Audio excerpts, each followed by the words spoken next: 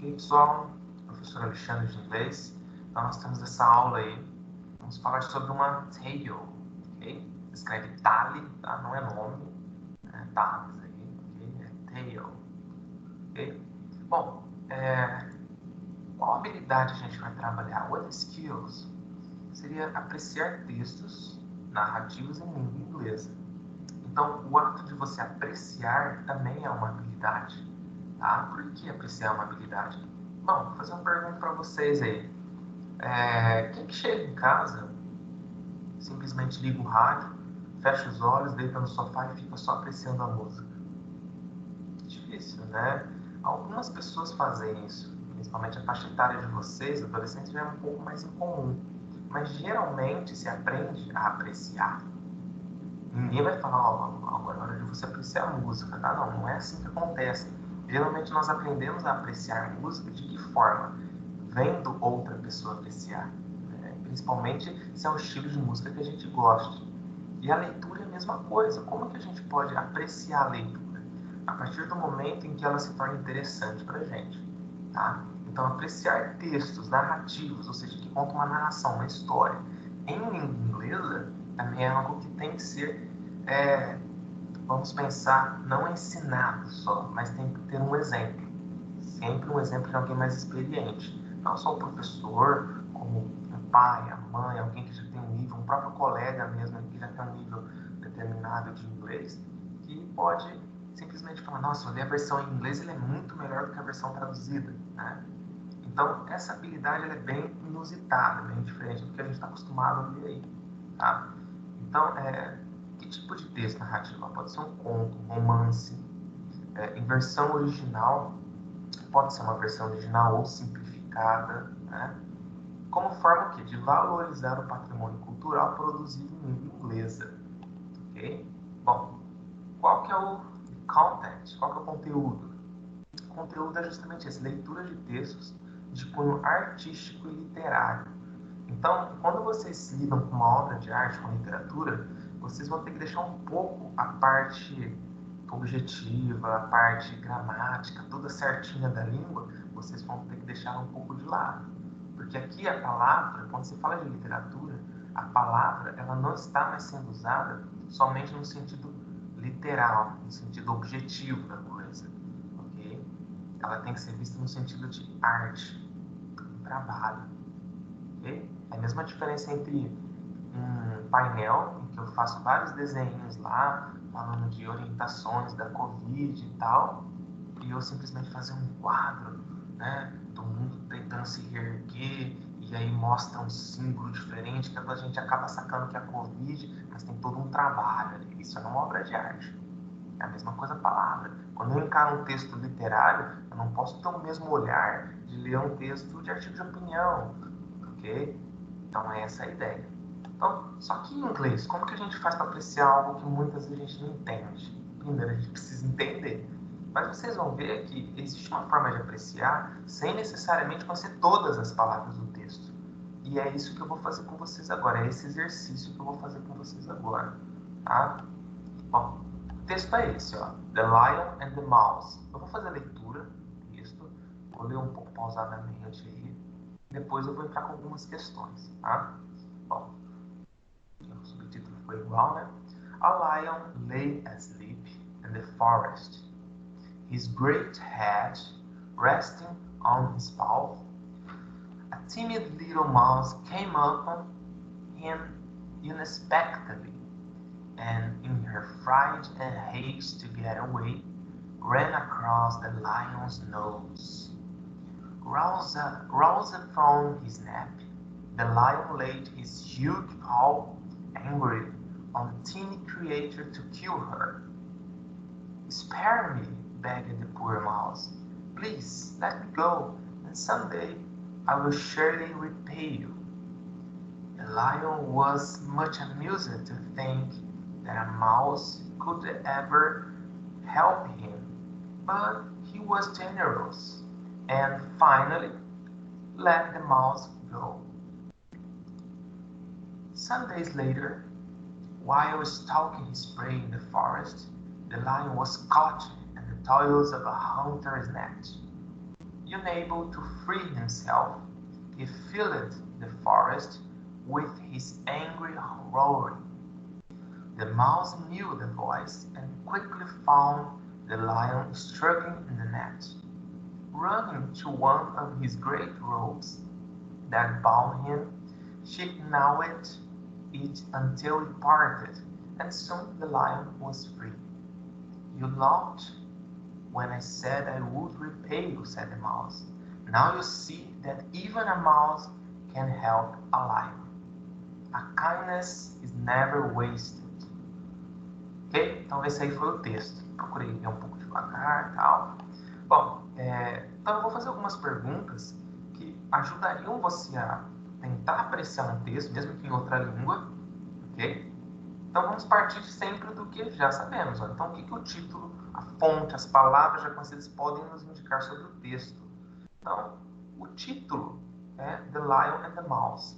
Então, se eu ler o Leon e o Mouse a gente lembra do Mickey Mouse, né? Mouse do computador também pode ser, mas por quê? No formato de um camundongo, de um rato.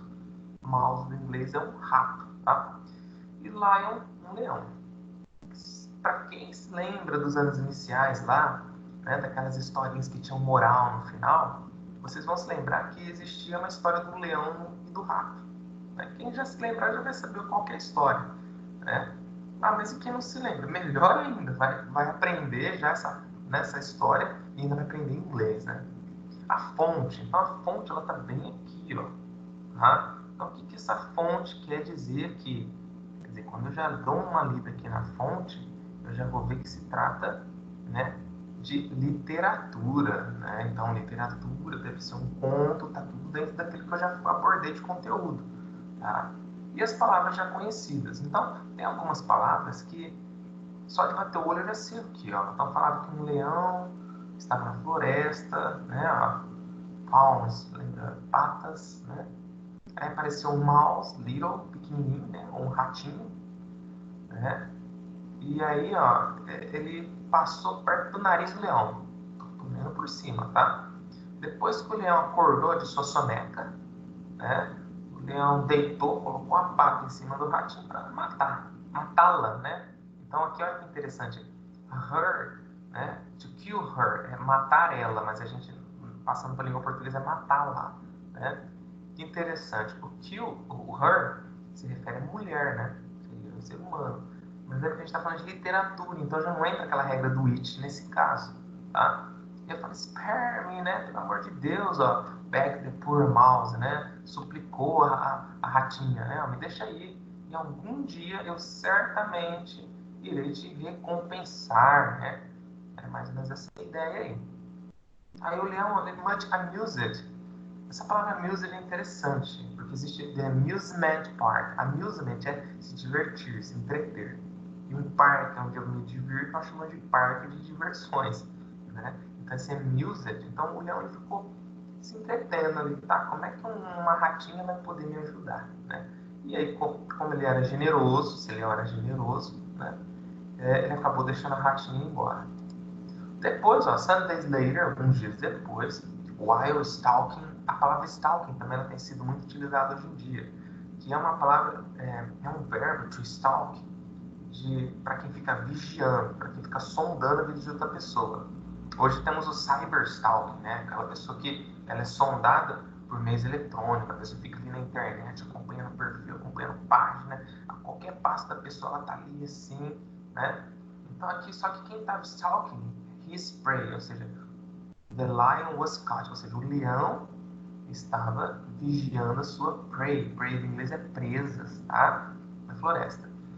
Was caught, né? Então ele foi pego, né? Ó, with the toils of a hunter's net, né? Toils nesse caso está no sentido de armadilha, tá? Então armadilha, né? Ó, uma rede de um caçador.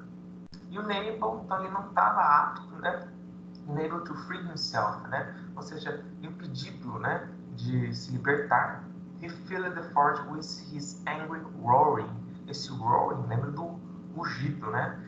Então ele preencheu a floresta com todo o rugido dele, né? The mouse, então a ratinha, né? Knew the voice, ela conhecia aquela voz. And quickly, bem rápido, né? Found the lion struggling with the net, ou seja, encontrou o leão lutando, brigando ali com a rede, tá? Running to one of the great ropes, então correndo to one, né, para uma das grandes cordas, that bound him, né, que enlaçava ali o leão, she gnawed it until it parted. O que é esse gnawed? Gnawed aqui seria roeu, ela roeu a corda até essa corda se partir. And soon, né, em breve, logo, the lion was free, o leão ficou livre. Depois ela fala assim, you laughed when I said I would repay, ou seja, você riu, você caçou da minha cara na hora que eu falei que eu podia te ajudar, né? Said the mouse, disse a ratinha. Now you see that even a mouse can help a lion, ou seja, agora você vê que até mesmo um ratinho, né, uma ratinha, pode ajudar um leão. E no fim fala, a kindness never wasted, ou seja, a gentileza, a bondade, né, nunca é, ou a generosidade, né, nunca é desperdiçada, to waste, desperdiçar, né, wasted, desperdiçada. Essa é a ideia. Creio que alguns de vocês já devem ter ouvido ou visto algum desenho abordando sobre isso, tá? Bom, agora, isso usando, eu usei além das palavras conhecidas, eu já fiz um estudo por cima aí do que significa, tá? Agora a segunda pergunta, o que a expressão no final do texto, a kindness is never wasted, equivale em português, né? Em qual gênero de texto encontramos esse tipo de frase? Então, para quem se lembrou, não é um conto. Aquele tipo de texto, aquele gênero, em que no final temos uma frase ali, uma moral, né? Moral da história, né? Se chama fábula, tá? Isso aqui é uma fábula, tá, gente? E o que equivale, né? Kindness. A generosidade nunca é desperdiçada, né? Essa aqui não tem uma tradução literal para a língua portuguesa, assim, não tem nada muito adaptado. É bem o que está aí mesmo, tá? Bom, terceira pergunta. Você já conhecia a fábula? Alguém já conhecia a fábula? Depois podem colocar nos comentários, tá, gente? Na sua opinião, né? Para que servem fábulas e contos de fadas, tá?